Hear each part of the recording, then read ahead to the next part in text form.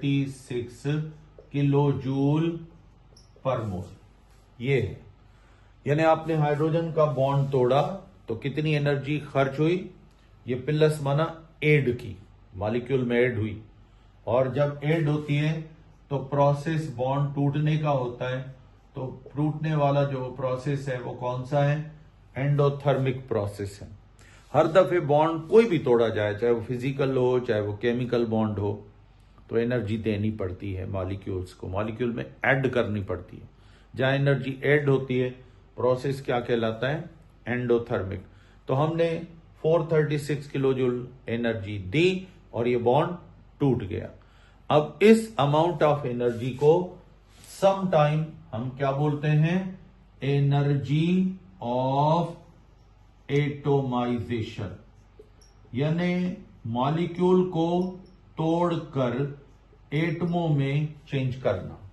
वो एनर्जी जिससे मॉलिक्यूल टूट गया और फ्री एटम मिल गए, तो वो जो एनर्जी आपने खर्च की, एनर्जी ऑफ एटोमाइजेशन कहोगे। अब बॉन्ड एनर्जी क्यों कह रहे हो, क्योंकि बॉन्ड को तोड़ा है, बॉन्ड ब्रेक हुआ है और उसको एनर्जी देकर ब्रेक किया है, तो इसको बॉन्ड एनर्जी कहेंगे। लेकिन एनर्जी ऑफ एटोमाइजेशन भी बोला जाता है। अब देखो, ये दो एटम हाइड्रोजन के फिर आपस में कंबाइन हो रहे हैं और ये फिर बॉन्ड बनाने लगे। पहले बना हुआ था, तोड़ दिया, अब हम चाहते हैं ये बॉन्ड फिर बन जाए। तो जब भी कोई बॉन्ड बनता है ना, तो एनर्जी क्या होती है बेटा, एनर्जी रिलीज होती है। क्या होती है, रिलीज होती है। तो यहां पर हाइड्रोजन के साथ बॉन्ड बन गया, उतनी एनर्जी जो बॉन्ड को तोड़ने के लिए दी थी, अब उतनी एनर्जी फिर बॉन्ड बनते वक्त ऐड होगी, रिलीज होगी। पहले दी थी, ऐड की थी, अब उनमें एटमों के अंदर मौजूद है। अब ये निकलेगी, फिर ये अट्रैक्ट कर लेंगे एक दूसरे को, वैसे हो जाएंगे जैसे पहले बॉन्ड बना हुआ था।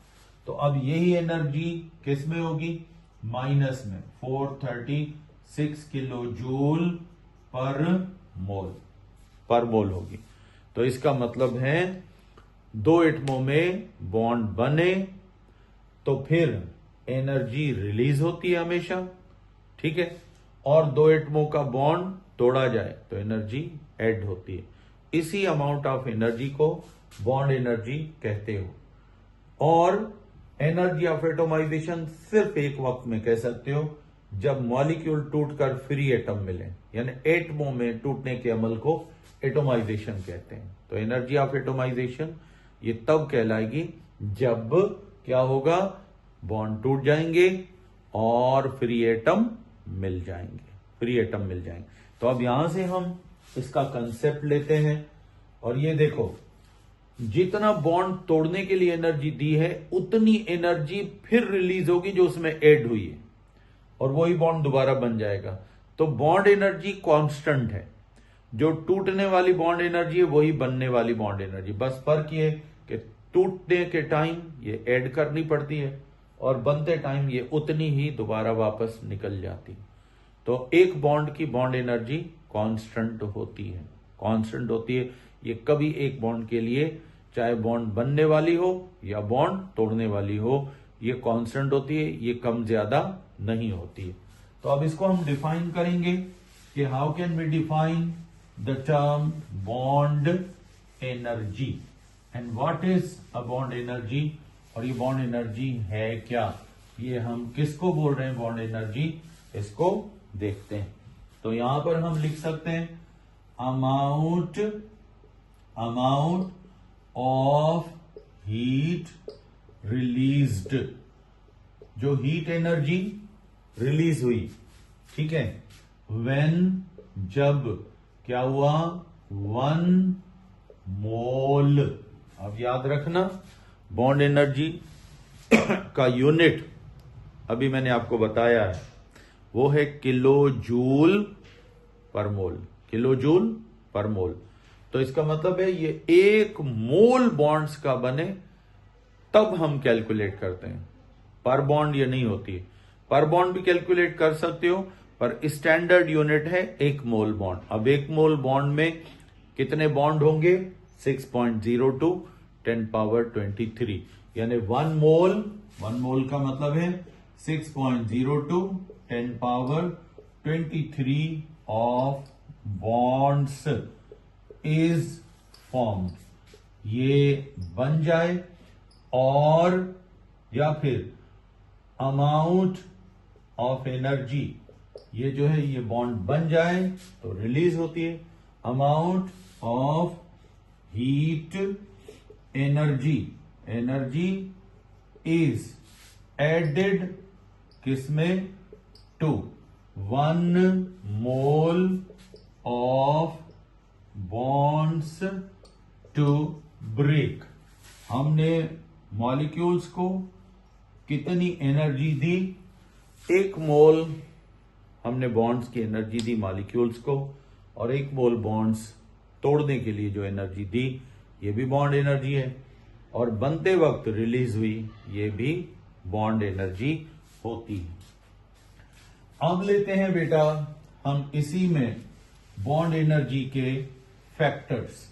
ये बॉन्ड एनर्जी सबसे पहला फैक्टर इसका कौन सा है, बॉन्ड एनर्जी क्या बताती है आपको, या बॉन्ड एनर्जी का मतलब क्या होता है। तो यहां पे लिखोगे factors affecting on bond energy, यानी बॉन्ड एनर्जी पे ये कौन कौन सी बातें इफेक्ट करती हैं। नंबर 1, बॉन्ड एनर्जी ये हमेशा डायरेक्टली प्रोपोर्शनल होती है, सीधा ताल्लुक रखती है किसके साथ, बॉन्ड स्ट्रेंथ के साथ, बॉन्ड स्ट्रेंथ के साथ। अगर बॉन्ड स्ट्रांग बना है तो बॉन्ड एनर्जी ज्यादा होगी, या बॉन्ड एनर्जी ज्यादा है तो समझो बॉन्ड स्ट्रांग है।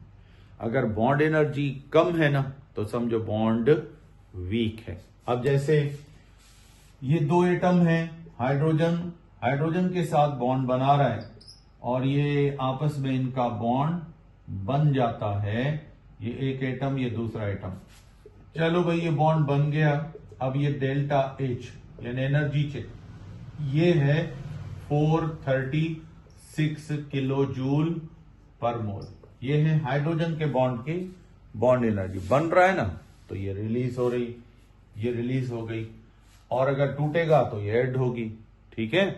अब क्लोरीन का लेते हैं, क्लोरीन से बॉन्ड बना रहा है और बॉन्ड बन गया, पर एनर्जी कितनी रिलीज हुई, 242 किलो जूल पर मोल।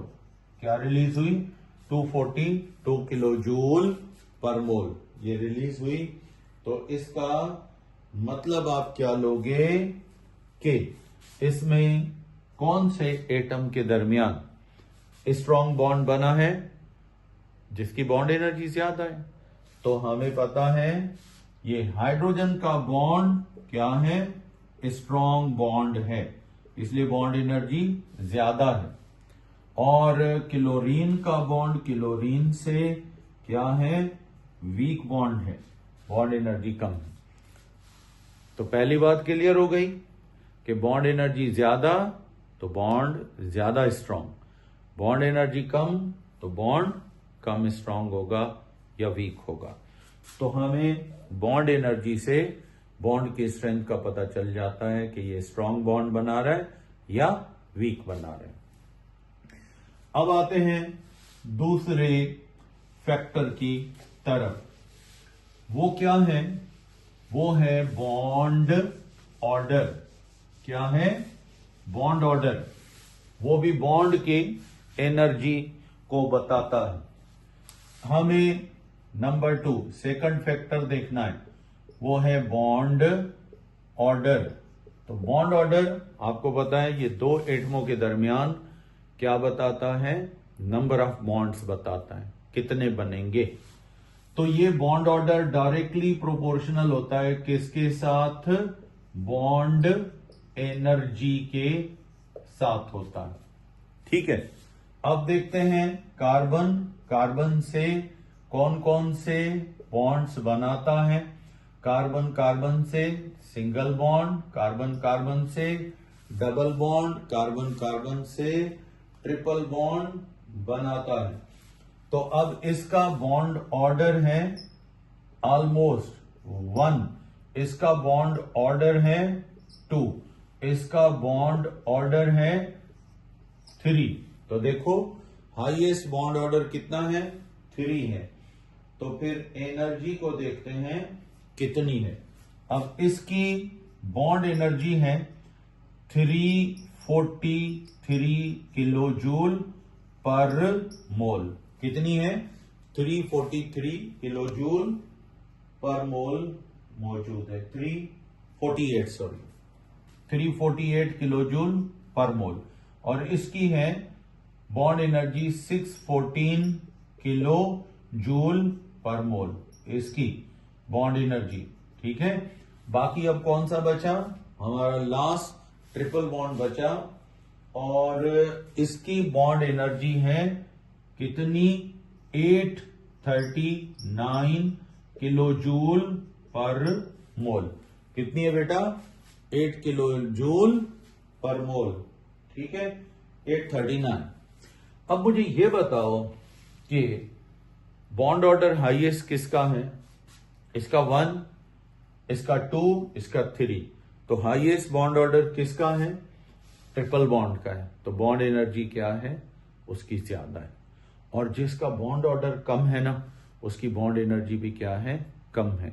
तो जितने नंबर ऑफ बॉन्ड बढ़ते जाएंगे, बॉन्ड एनर्जी क्या होगी, ये बढ़ जाएगी, ये बढ़ जाती है। नोट करो इसको, शाबाश। अब लेते हैं नेक्स्ट, वो है साइज ऑफ एटम्स।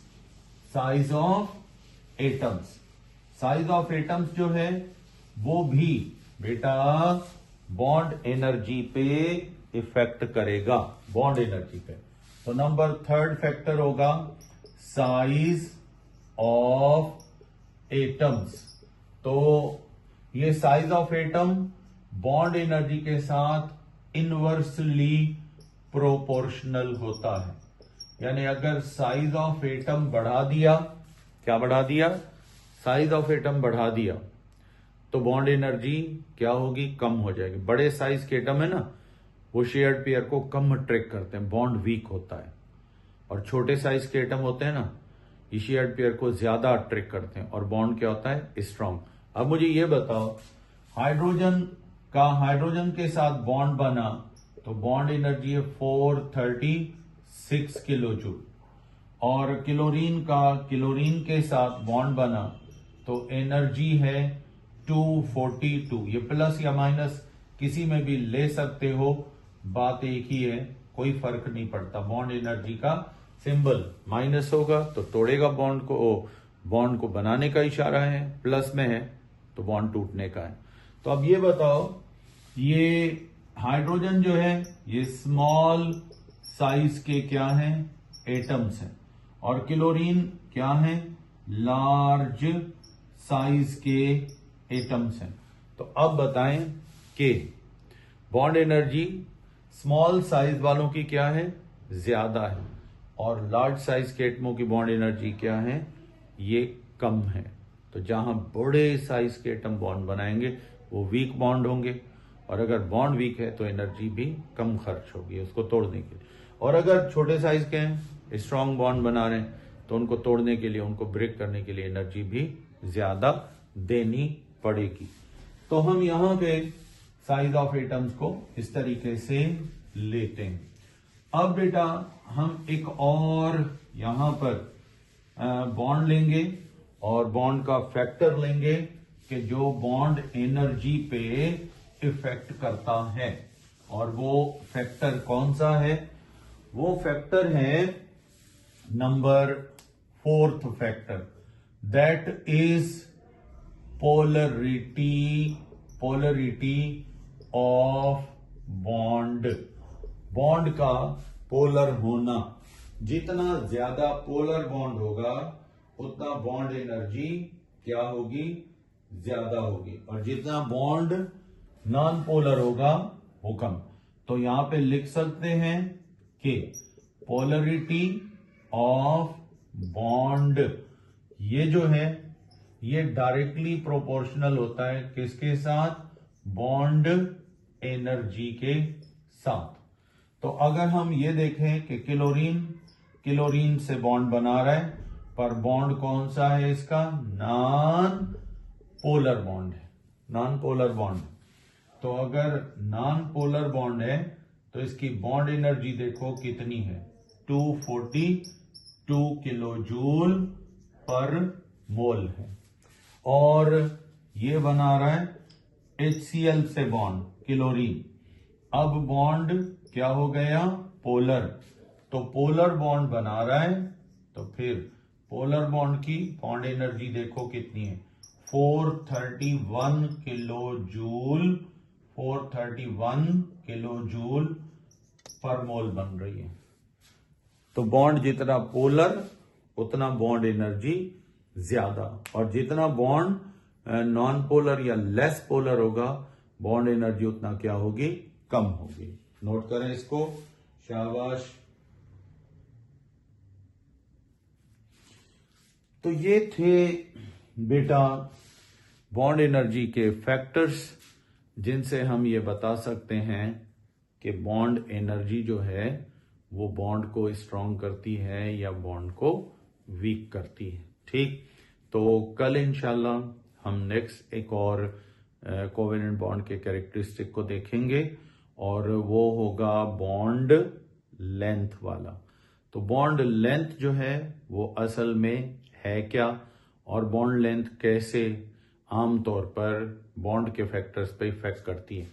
तो अभी मैं थोड़ा सा बॉन्ड लेंथ का कंसेप्ट आपको दे देता हूं। फैक्टर्स जो हैं ये हम फिर कल इसी से स्टार्ट करेंगे और इन फैक्टर्स को कंप्लीट करेंगे, इन फैक्टर्स को। तो यहां पर अब दूसरा फैक्टर है कोवेलेंट बॉन्ड का, और वो कौन सा है? That one is bond length. Bond length. अच्छा, ये क्या है? देखो, ये दो समझ लो एटम हैं जो आपस में क्या कर रहे हैं? कोवेलेंट बॉन्ड बना रहे हैं। क्या बना रहे हैं? Covalent bond. जैसे हाइड्रोजन ने हाइड्रोजन से क्या किया? कोवेलेंट बॉन्ड बना लिया। तो अब ये जो दो हाइड्रोजन के एटमों का न्यूक्लियस है, ये फर्स्ट का न्यूक्लियस और ये सेकंड का, अब इन दो मराकिस के बीच में ये जो गैप है ना, ये जो डिस्टेंस है, इस डिस्टेंस को हम क्या बोलते हैं? बॉन्ड लेंथ बोलते हैं। क्या बोलते हैं इसको? Bond length. तो किन भी दो बॉन्डेड एटमों में जब वो बॉन्ड बना लें, सिंगल बॉन्ड, तो उनके बीच में जो मराकिस के बीच में गैप होता है, डिस्टेंस होता है, उसको क्या बोलते हो? बॉन्ड लेंथ बोलते हो। तो हम इसको डिफाइन कर देते हैं, बाकी फिर सेशन खत्म भी हो जाए कोई बात नहीं, मैं वीडियो में कर दूंगा इसको, ठीक है ना? डिफिनेशन इसकी आ जाएगी। तो बॉन्ड लेंथ क्या है? यानी दी इंटर न्यूक्लियर माना दो मराकिस के बीच में, inter nuclear distance between two bonded atoms.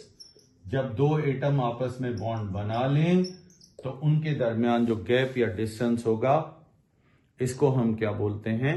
Bond length बोलते हैं। ठीक, तो यहां पे हम हाल फिलहाल इस सेशन को ऑफ कर रहे हैं, तो कल फिर इससे आगे हम स्टार्ट करेंगे। नेक्स्ट सेशन बेटा हम स्टार्ट करेंगे। तो कल तक इजाजत बेटा, फिर कल इंशाल्लाह मिलेंगे। अब जो पे कर रहे हैं, मैं अभी कुछ बच्चे और पे किया है उन्होंने, तो मैं उनको ऐड कर दूंगा अब ग्रुप में। तो बाकी भी जो दोस्त हैं अगर आना चाहें तो मोस्ट वेलकम बेटा। थैंक यू बेटा, अल्लाह हाफिज।